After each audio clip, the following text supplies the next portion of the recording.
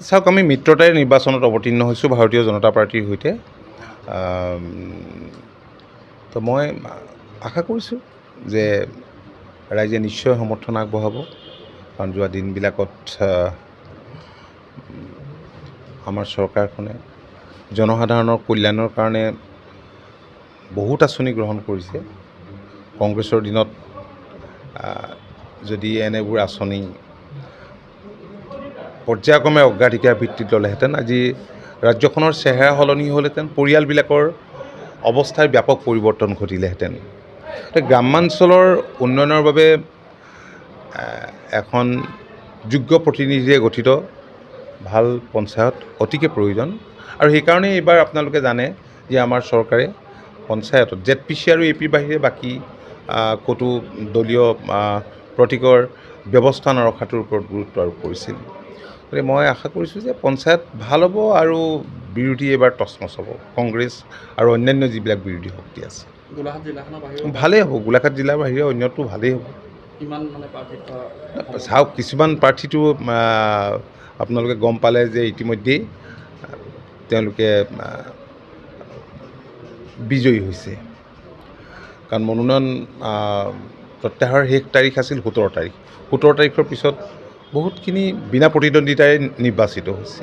তো প্ৰতিদ্বন্দ্বিতাত আমি আশা ৰাখিছোঁ ভালেই হ'ব, আৰু বিৰোধীটো ক'তবাৰ অ'ত থাকিবই। চাওক, পঞ্চায়ত নিৰ্বাচন বেলেগ, বিধানসভা বা লোকসভা নিৰ্বাচনো বেলেগ, নিশ্চয় প্ৰভাৱ পৰিব, নিশ্চয় প্ৰভাৱ পৰিব, ছেমিফাইনেল বুলি ক'ব পাৰি।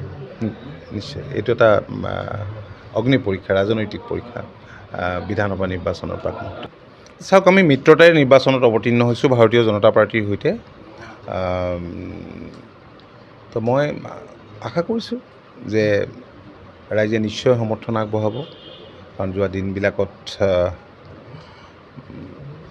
আমাৰ চৰকাৰখনে জনসাধাৰণৰ কল্যাণৰ কাৰণে বহুত আঁচনি গ্ৰহণ কৰিছে। কংগ্ৰেছৰ দিনত যদি এনেবোৰ আঁচনি পৰ্যায়ক্ৰমে অগ্ৰাধিকাৰ ভিত্তিত ল'লেহেঁতেন, আজি ৰাজ্যখনৰ চেহেৰা সলনি হ'লহেঁতেন, পৰিয়ালবিলাকৰ অৱস্থাৰ ব্যাপক পৰিৱৰ্তন ঘটিলেহেঁতেন। গ্ৰামাঞ্চলৰ উন্নয়নৰ বাবে এখন যোগ্য প্ৰতিনিধিৰে গঠিত ভাল পঞ্চায়ত অতিকে প্ৰয়োজন। আৰু সেইকাৰণেই এইবাৰ আপোনালোকে জানে যে আমাৰ চৰকাৰে পঞ্চায়তত ZPC আৰু AP বাহিৰে বাকী ক'তো দলীয় প্ৰতীকৰ ব্যৱস্থা নৰখাটোৰ ওপৰত গুৰুত্ব আৰোপ কৰিছিল। গতিকে মই আশা কৰিছোঁ যে পঞ্চায়ত ভাল হ'ব আৰু বিৰোধী এইবাৰ টচমচ হ'ব, কংগ্ৰেছ আৰু অন্যান্য যিবিলাক বিৰোধী শক্তি আছে। গোলাঘাট জিলাখনৰ বাহিৰে ভালেই হ'ব, গোলাঘাট জিলাৰ বাহিৰে অন্যটো ভালেই হ'ব। কিমান মানে প্ৰাৰ্থী চাওক, কিছুমান প্ৰাৰ্থীটো আপোনালোকে গম পালে যে ইতিমধ্যেই তেওঁলোকে বিজয়ী হৈছে, কাৰণ মনোনয়ন প্ৰত্যাহাৰৰ শেষ তাৰিখ আছিল 17 তাৰিখ। 17 তাৰিখৰ পিছত বহুতখিনি বিনা প্ৰতিদ্বন্দ্বিতাৰে নিৰ্বাচিত হৈছে।